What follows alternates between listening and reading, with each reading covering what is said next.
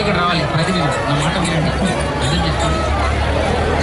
హిందువులు 85% ఉన్నారు, ఎవరికి దొరకరు, తగ్గుతున్నారు. సో కనీసం ప్రతినిధులైనా రండి.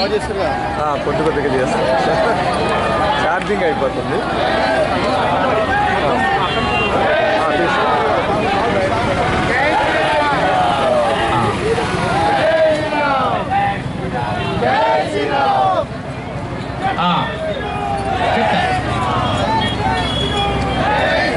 స్వామి ఒక్క నిమిషం, ఈ జెండాలు ఇటు పక్కకు రావాలి.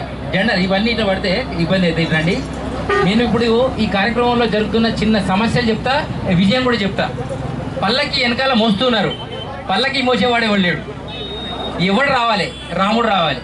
ఒకటి డీజిల్ పోస్తే బండి పోతుంది, కానీ ఆ పల్లకి ముందుకు వచ్చే పరిస్థితి లేదు. మోసేటోళ్ళు ఆగమైపోతున్నారు. బ్యానర్ దగ్గర కొంతమంది పట్టుకుంటున్నారు. ఒకరు పట్టుకొని దిగారంటే పక్క ఇమీడియట్ ట్రాన్స్ఫర్ అయిపోయి కొంతమంది జాయిన్ అవుతున్నారు. అర్థం చేసుకోండి. మూడో విషయం, ఇది రామక్షేత్ర ట్రస్ట్ నుంచి ప్రతి హిందువు 11 రూపాయలు 11 కోట్ల ప్రతి వాడు హక్కుదారే. ఇలా వేరే వాళ్ళు కాదు, మిగిలిన ఫస్ట్ హక్కుదారు.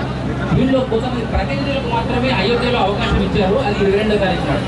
కానీ నేను ఉన్నానని మీకు ఎందుకు చెప్పామంటే, నేను ఏరియా నుంచి నాకు అవకాశం వచ్చింది.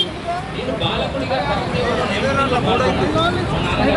అప్పుడు నాకు అయోధ్య